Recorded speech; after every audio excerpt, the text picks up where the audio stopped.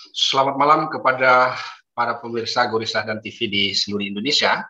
Selamat bertemu lagi dengan Gurih Sahdan TV pada malam hari ini, tanggal 11 Oktober tahun 2021 ya. Nah, Gurih Sahdan TV membaca Indonesia dengan 3 metode: metode pemikiran kritis, metode pemikiran analitis, dan metode pemikiran reflektif. Pemirsa Gurih Sahdan TV yang kami cintai, pada malam hari ini Gurih Sahdan TV mencoba untuk menjawab 3 pertanyaan publik ya terkait dengan teori governance ya.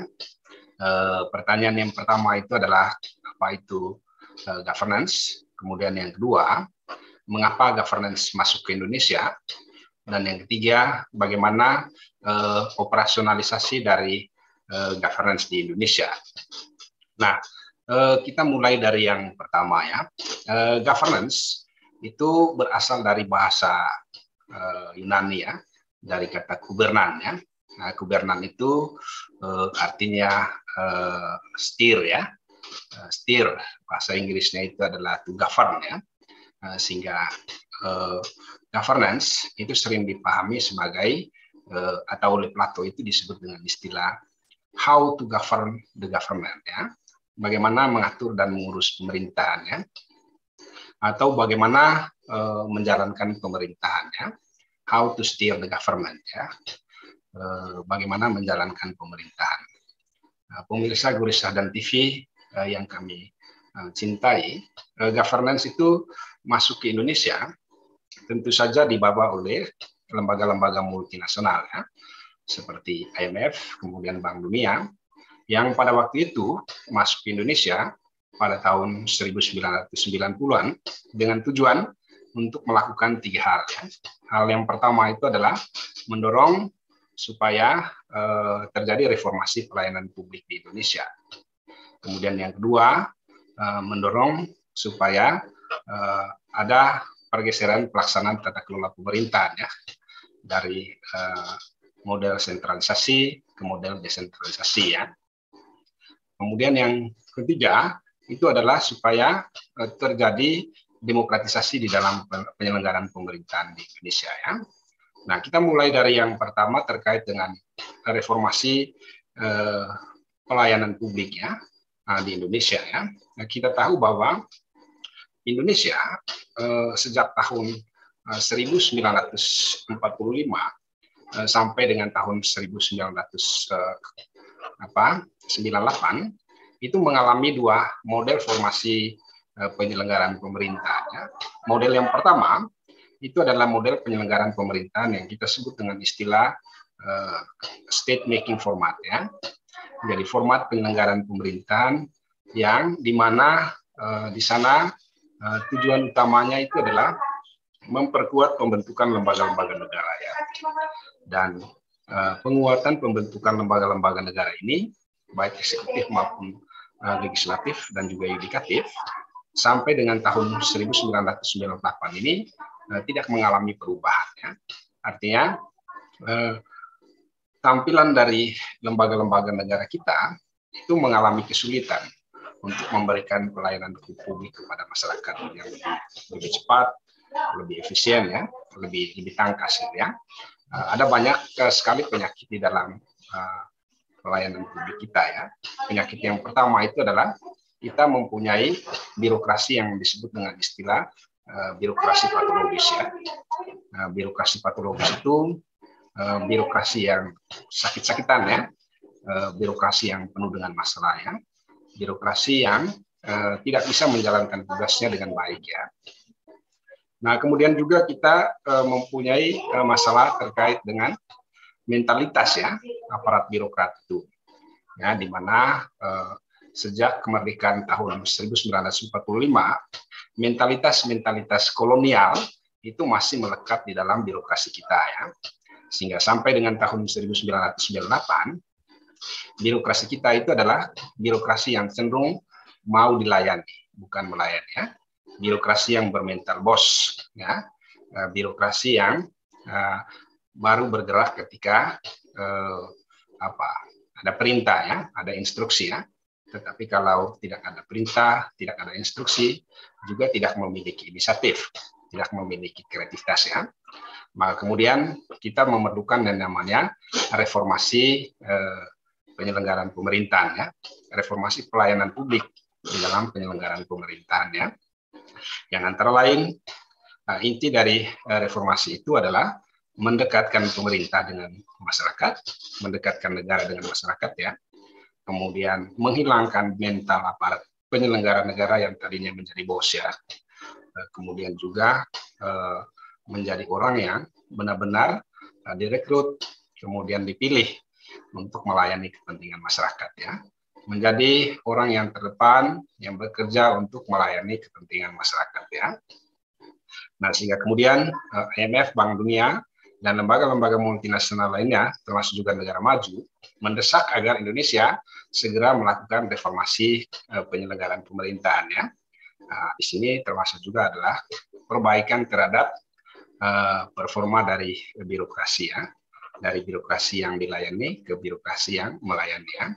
Juga perbaikan terhadap mental aparat ya, dari aparat yang menjadi bos ke aparat yang sungguh-sungguh dipilih dan direkrut untuk melayani kepentingan masyarakat ya. Nah, kemudian yang kedua, governance juga masuk ke Indonesia dengan tujuan untuk mendemokratisasikan penyelenggaraan pemerintahan ya. Kita tahu persis bahwa pemerintahan sebelum reformasi tahun 1998 itu adalah pemerintahan yang otoriter ya, pemerintah yang bertindak semena-mena ya, atau pemerintah dalam kategori government domination ya. Ada dominasi pemerintah yang sangat luar biasa di dalam masyarakat ya. Bahkan berbagai macam kebijakan-kebijakan pemerintah tidak mencerminkan adanya partisipasi dan keterlibatan masyarakatnya. Karena itu lembaga-lembaga donor, lembaga-lembaga multinasional, termasuk juga negara-negara maju, mendesak supaya Indonesia segera melakukan demokratisasi penyelenggaraan pemerintahan ya. Nah, demokratisasi penyelenggaraan pemerintahan itu terdiri dari dua hal yang sangat penting ya. Hal yang pertama itu adalah mendorong partisipasi masyarakat di dalam penyelenggaraan pemerintahan yang lebih luas. Dan yang kedua itu adalah mendorong supaya di tingkatan provinsi, kemudian kabupaten kota, termasuk juga di tingkat pusat ya, ada pemilihan kepala daerah atau pemilihan pemimpin yang dilakukan secara langsung ya, supaya tidak terjadi absolutisme kekuasaan mutlak ya, kekuasaan yang dikendalikan oleh satu orang ya, atau personifikasi kekuasaan ya. Nah, kemudian yang ketiga yang perlu dilakukan di Indonesia itu adalah merubah performa model pengelolaan negara atau pengelolaan pemerintahan ya, dari sentralisasi ke desentralisasi ya.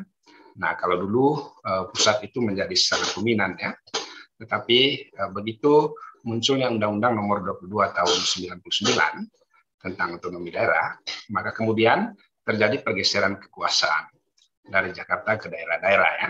Kemudian daerah-daerah ini mempunyai otoritas politik untuk mengambil keputusan-keputusan yang terdesentralisasi oleh pemerintah pusat ya, seperti terkait dengan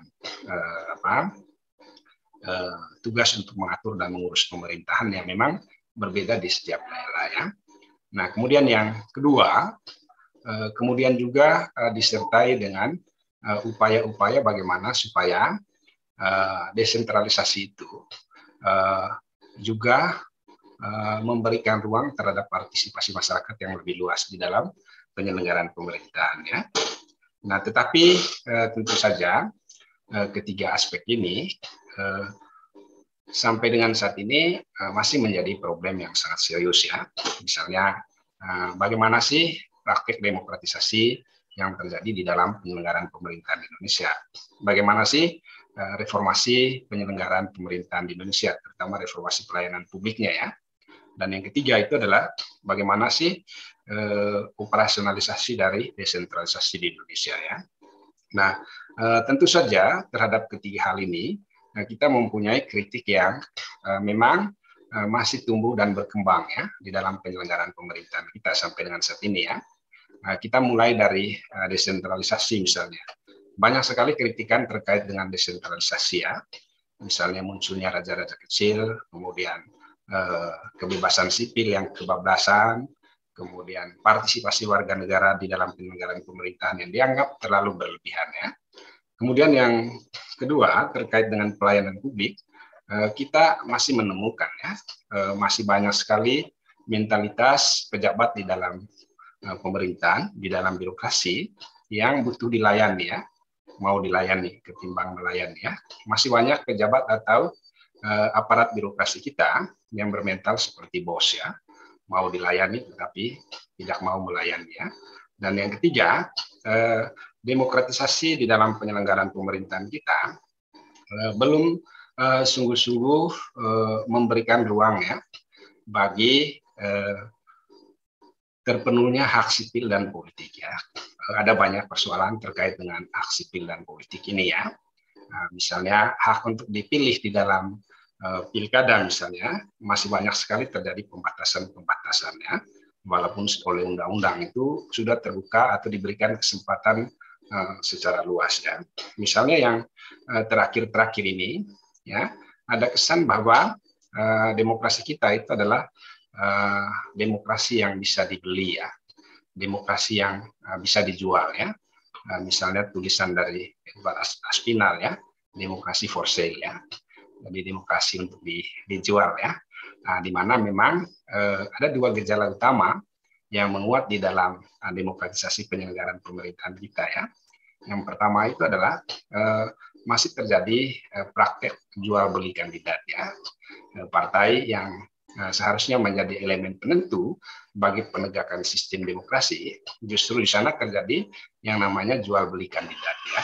Jadi kalau nggak bayar ya nggak bisa menjadi calon kepala daerah ya, tidak bisa diusung oleh partai ya.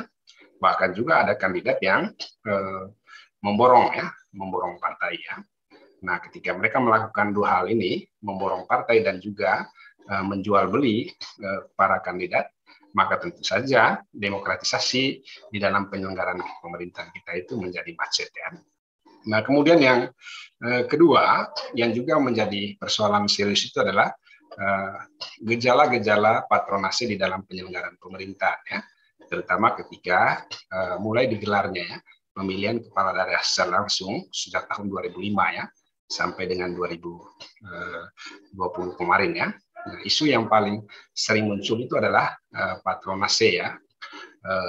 Patronase ini adalah jaringan linkage ya yang menghubungkan antara kekuasaan dengan lingkaran kekuasaan termasuk dengan keluarga mereka yang menyebabkan rantai demokrasi itu tidak banyak bergerak ke masyarakat ya.